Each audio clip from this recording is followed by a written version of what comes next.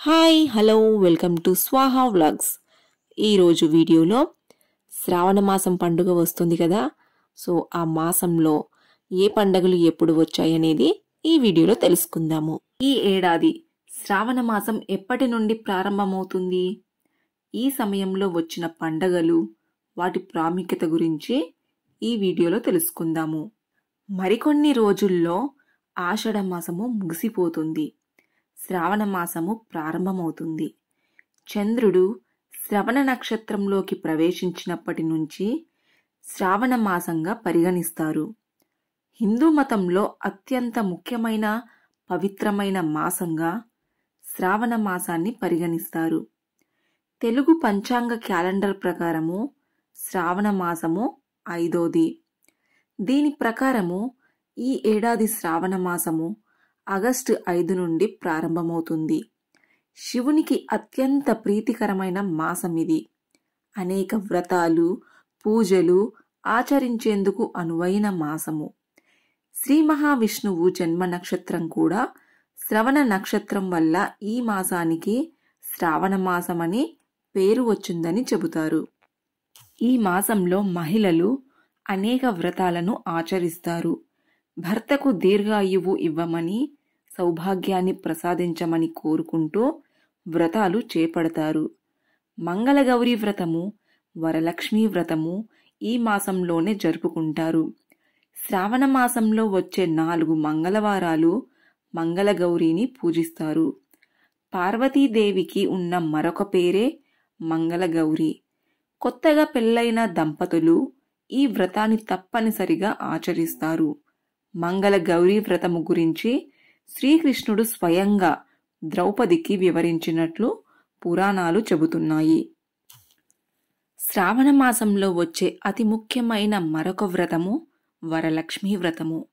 పౌర్ణమి ముందు రోజు వచ్చే శుక్రవారము ఈ వ్రతాన్ని ఆచరిస్తారు. అష్టలక్ష్ముల్లో ఒకరైన వరలక్ష్మీదేవిని ఈ రోజు పూజిస్తారు. ఈ అమ్మవారిని పూజించడం వల్ల అష్టైశ్వర్యాలు లభిస్తాయని భక్తుల ప్రగాఢ విశ్వాసము. శ్రావణ మాసంలో శివుడికి అత్యంత భక్తి శ్రద్ధలతో పూజలు చేస్తారు. ప్రతి సోమవారము శివాలయాలకు వెళ్లి అభిషేకాలు చేస్తారు. శివుడికి ఇష్టమైన బిల్వపత్రాలు, శమి ఆకులు సమర్పించి పూజ చేయటం వల్ల పరమేశ్వరుడి ఆశీస్సులు లభిస్తాయి. క్షీరసాగర మదనం జరిగిన సమయంలో వచ్చిన విషాన్ని శివుడు స్వీకరించాడు. దాని ప్రభావం వల్ల మండిపోతున్న శివుడిని శాంతింపజేసేందుకు అభిషేకం నిర్వహిస్తారని చెబుతారు. అందుకే శ్రావణ సోమవారాలు క్రమం తప్పకుండా శివాభిషేకము నిర్వహిస్తారు. ఈ శ్రావణ మాసంలో పండగలు మంగళ గౌరీ వ్రతము, వరలక్ష్మీదేవి వ్రతంతో పాటు నాగపంచమి, పుత్రదా ఏకాదశి, రాఖీ పౌర్ణమి, శని త్రయోదశి, కృష్ణాష్టమి, హయగ్రీవ జయంతి వంటివి ఈ మాసంలో ఉన్నాయి. ఈ ఏడాది శ్రావణ మాసంలో 5 శ్రావణ సోమవారాలు వచ్చాయి. సెప్టెంబర్ 3వ తేదీ శ్రావణ అమావాస్యతో ఈ మాసము ముగుస్తుంది. ఈ ఏడాది శ్రావణ మాసము మరింత ప్రత్యేకంగా ఉండబోతోంది. ఎందుకంటే సోమవారం నుండి శ్రావణ మాసము ప్రారంభమవుతుంది. మొదటి శ్రావణ సోమవారం కూడా అదే రోజు అవుతుంది. శ్రావణ మాసంలో శ్రావణ సోమవారము ఆగస్టు 5, 2వ శ్రావణ సోమవారము ఆగస్టు 12, 3వ శ్రావణ సోమవారము ఆగస్టు 19, 4వ శ్రావణ సోమవారము ఆగస్టు 26, 5వ శ్రావణ సోమవారము సెప్టెంబర్ 2 అమావాస్య రోజు వచ్చింది. ఇక శ్రావణ మంగళవారాలు కూడా చాలా ముఖ్యమైనవి.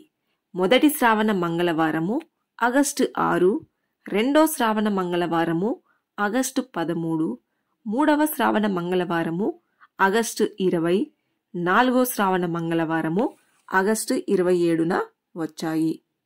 ఈ వీడియో మీకు నచ్చినట్లయితే లైక్, షేర్, సబ్స్క్రైబ్ చేయండి. మరిన్ని ఇలాంటి మంచి వీడియోలతో మీరు స్వాహా వ్లాగ్స్ని సబ్స్క్రైబ్ చేసుకోండి. Thanks for watching. Bye bye.